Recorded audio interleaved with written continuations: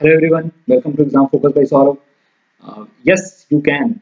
These are the three very important words, and though it is very small, but बहुत positive vibes देते हैं. तो without wasting time, आज computer के questions देखते हैं. और the name of first computer virus is पहला कंप्यूटर वायरस का नाम क्या था?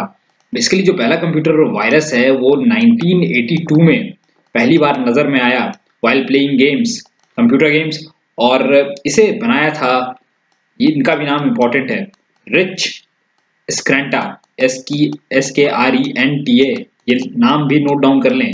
और इन्होंने बनाया था वायरस एल्क क्लोनर.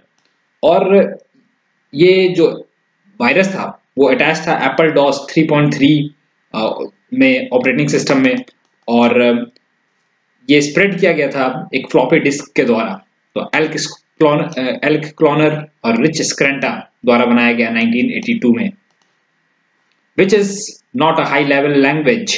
कुछ हाई लेवल लैंग्वेजेस के आपको नाम पता होना चाहिए, जैसे कि फोर्ट्रैन. तो फोर्ट्रैन किस लिए काम आता है आप सिंपली याद रखें, इसे मैथमेटिकल सॉल्विंग के लिए यूज होता है. तो मैथमेटिकल फॉर्मूलाज वगैरह इसे यूज होते हैं, क्विकली सॉल्व होते हैं. फोर्ट्रैन. लोगो एक हाई लेवल लैंग्वेज है जो कि बच्चों के लिए काम आता है, बच्चों उनके लिए. और ड्राइंग, ग्राफिक्स, इनसे रिलेटेड ये होता है, लाइन डायग्राम्स, तो लोगो उस काम में आता है. एल्गोल भी बेसिकली फैब्रिकेट और डिजाइन किया जाता है कॉम्प्लेक्स न्यूमेरिकल्स के लिए, कैलकुलेशंस के लिए. तो ये एल्गोल. प्रोलॉग जो है ये भी एक तरह का हाई लैंग्वेज है और आर्टिफिशियल इंटेलिजेंस के काम में आता है, और इसे 1973 में विकसित किया गया था और फ्रांस में ये हुआ था. तो इसका आंसर होगा नन, क्योंकि सारे हाई लेवल प्रोग्रामिंग लैंग्वेज है. इसके साथ साथ कुछ और नाम जैसे कोबोल, COBOL, या बेसिक, ये सारे भी आपको पता होना चाहिए. पास्कल और कोमल, COMAL, कोमल, ये सारे हाई लेवल लैंग्वेजेस हैं. Now, which of the following is a non-volatile memory? तो जो वाष्पीकृत या नॉन वोलेटाइल का मतलब है जो उड़ता नहीं है, जो जब आप कंप्यूटर बंद करेंगे तो लॉस्ट नहीं होगा या लॉस नहीं होगा, तो वैसे मेमोरी को क्या बोलते हैं? इसका आंसर होगा रीड ओनली मेमोरी. तो ये वोलेटाइल नहीं होता है, और जब आप सिस्टम को ऑफ करेंगे तब भी ये मौजूद रहता है. और रोम कई तरीके के होते हैं, तो जैसे कि PROM या फिर EPROM या EEPROM, EEPROM. उसी तरीके से रैम भी कई तरीके के होते हैं. रैम जो होता है वोलेटाइल होता है, तो ये याद रखेंगे, रैम वोलेटाइल होता है, रोम नॉन वोलेटाइल होता है. तो स्टैटिक रैम और डायनेमिक रैम होते हैं. और आगे बढ़ते हैं.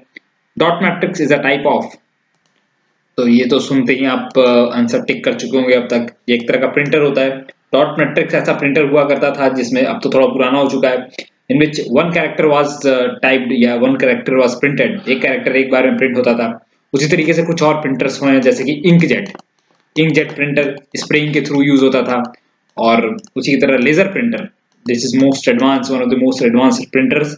और कुछ और भी हैं जैसे कि ड्रम प्रिंटर और एक चेन बैंड प्रिंटर. तो ये सब कुछ प्रिंटर्स हैं, types of printers. Chain band, BAND, chain band printers. Now what does DBA stand for? DBA का मतलब क्या होता है? फुल फॉर्म होता है उसका डेटाबेस एडमिनिस्ट्रेटर. तो डेटाबेस एडमिनिस्ट्रेटर इसका आंसर.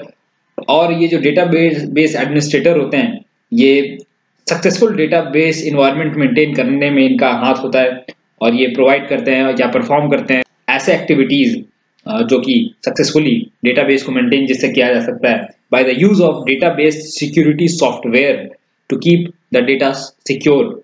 और इनका रिस्पॉन्सिबिलिटी है डिजाइन करना, इम्प्लीमेंट करना, मेंटेन करना डेटाबेस सिस्टम को. इसका आंसर है database administrator. Now an internet means, internet का मतलब क्या होता है? अभी हाल में क्वेश्चन आया था इंट्रानेट पे NMRC के एग्जाम में. अभी ये इंटरनेट का मतलब होता है a network that connects all computer of organisation by using internet protocol. तो इंटरनेट प्रोटोकॉल के थ्रू सारे कंप्यूटर जो है किसी ऑर्गेनाइजेशन के वो कनेक्ट होते हैं, तो उसे बोलते हैं internet. Now 1 nibble is equal to how many bits? Bit जो होता है वो स्मॉलेस्ट यूनिट होगा, आपको पता होगा 0 1 के फॉर्म में रहता है। तो एक बिट में I am sorry 8 bit is equal to 1 byte, ये सबको पता होगा। What is nibble? 1 nibble is equal to 4 bits, 4 bits जब होगा तब उसको 1 निबल बोलते हैं। तो ये भी पूछा हुआ क्वेश्चन एग्जाम में, तो इसका आंसर होगा 4। और 1 किलो बाइट में कितना होगा? तो 1 किलो बाइट में होगा 1024 bytes.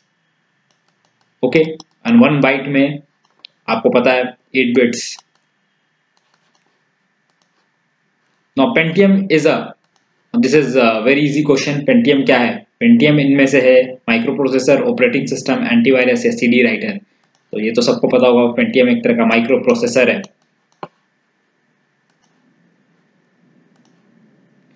Okay guys, this was a short video. और मैं और भी क्वेश्चंस जो थोड़े, ये तो बहुत आसान लेवल के क्वेश्चंस थे, तो मैं थोड़ा सा एडवांस करूंगा इसके बाद। जो कंप्यूटर का क्वेश्चंस है तो थोड़ा ऊपर लेवल पे जाऊंगा। So thank you for watching this video, keep watching exam focus. और आपको कोई भी डाउट हो तो आप मुझे ज़रूर कमेंट करके पूछ सकते हैं, या फिर आप राय ले सकते हैं, और कोई सजेशन हो तो ज़रूर दे सकते हैं। So we will most welcome that. And thank you, keep watching exam focus. जय हिंद, जय भारत।